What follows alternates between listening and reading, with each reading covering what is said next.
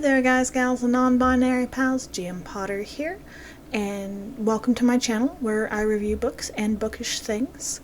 I upload most Thursdays and alternating Tuesdays, and today we have got something a little bit exciting. We've got a blind date with a book, so let's get into it.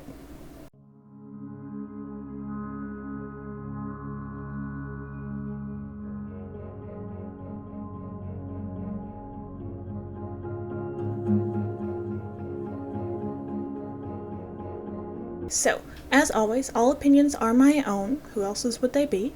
And this is not sponsored. I just found this on Etsy. I thought it would be fun to do an unboxing. I've got this one and the, not next week, but the week after video. I am doing another one from the same seller. I'll have them linked both times. Let's get into it. So this comes to us from Spellbound Books, and it is absolutely gorgeous. It has my full name there instead of GM Potter, but that's what my Etsy account has, is my full name. They are the home of the blind date with a book. These are $8.49. It is the blind date with a book, pick your own genre mystery books. And this one here is a romance.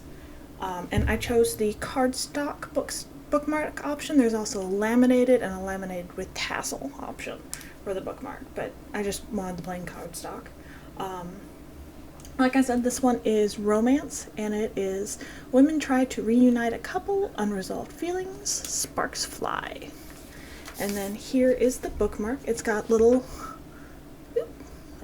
polka dots on the front, and then it's just green on the back, which I like because sometimes I like to take notes on books. Every once in a while I'll read a book and it'll introduce me to new concepts or new ideas, and I want to write down so that when I'm just jot down what I want to look up. I've been doing that since I was in high school. I read this one book that it was a trashy novel, but it introduced me to the concept of pica, and I'm like, what is pica? Like the author wrote it in such a way that you're expected to know what it is already, and I'm like, I have no idea what this is. But yeah, I do that a lot with Stephen King books because he's been writing forever, and a lot of his books are very topical of the time, and so I don't always understand what exactly he's trying to say or what he means by a phrase or something, because it's fallen out of fashion. So anyway, let's open her up. And I'm going to save the little taggy because it is so cute. They used good yarn. Like, they used yarn instead of twine or something. It's actually very soft yarn. So, oh, and I forgot to mention, these are in fact gently used books. So they're not brand new books. It's a kind of a book recycling, new to you kind of deal. This is from the New York Times bestselling author Cheryl Woods, A Slice of Heaven, a Steel Magnolias novel. Did she write Steel Magnolias? Oh, Sweet Magnolias, not Steel Magnolias, Sweet Magnolias. So there's the cover. For someone who likes to read, I sure can't do it very well on command. So, emotions run high when the Sweet Magnolias try to reunite a couple who is meant to be together in this classic from New York Times bestselling author Cheryl Woods. When an eating disorder threatens the life of Chef Dana Sue Sullivan's teenage daughter, she has no choice but to bring Annie's cheating dad back to Serenity, South Carolina. She tells herself and her friends all about Annie, but the sad truth is she has a boatload of unresolved feelings of her own for Ronnie Sullivan. From the moment Ronnie hits town, there's no question about his intentions. He's there for his daughter, to be sure, but he wants Dana Sue back, and every move he makes is designed to prove he's a changed man. The one thing that's never changed, though, are the sparks that fly whenever the two of them are in the same... Sparks is plural. The one thing that's never changed is the sparks are the spark... that's just awkward to me. Dana Sue can deny all she wants, that Ronnie is the only man for her, but not a single person in town is buying it. No matter the circumstances, Ronnie's return is a sweet recipe for a new beginning. I don't know. I'll probably read it. It's probably gonna be a did not finish, if I'm being perfectly honest. It's just not jazzing me. It's not a bad choice. Cheryl Woods is a pretty popular romance novelist. I've read a couple of hers. I don't remember which ones. They weren't particularly memorable.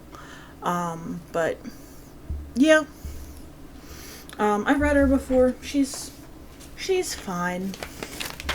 Like, if I'm remembering right, she's not very spicy. And I do like my romance novels a little on the spicy side. So we will see how this one is. I may end up reviewing it. More than likely it'll end up couldn't sleep. This is the book that I had within arm's reach, read it, still couldn't sleep, threw it across the room, the end. That's what usually happens with these books. I do read them. One of my friends in real life asked me what I do with all my blind date with the books, and it's like, I do try to read all of them. It's just sometimes I'm so uninterested I don't end up finishing it. And that's the gamble. It's a gamble, and I'm aware of that, and I don't know. I like unboxing things, and I figure books are a great way to unbox things because I can at least get some use out of the book and then pass it along. So, like I said, this is from Spellbound Books. It was packaged wonderfully. This is a very good choice for a romance book. It's a very popular title. It's in very good condition. Let's see how old the book is. So the book is actually from 2007, so it's in reasonably good shape for a book from when I graduated high school. That's a terrifying thought. It's in reasonably good condition. Very fair price for the book. Yeah, even though I'm not jazzed about the subject or the topic or anything. That's more on me for picking a romance when it's getting on for spooky season. So that's more on me. But, yeah, if you'd like to try out Spellbound Books, I will have them linked down below. Don't forget to like, share, and subscribe. Tell me if you've read this or any by her. What did you think? And I'll see you in the next one. Bye.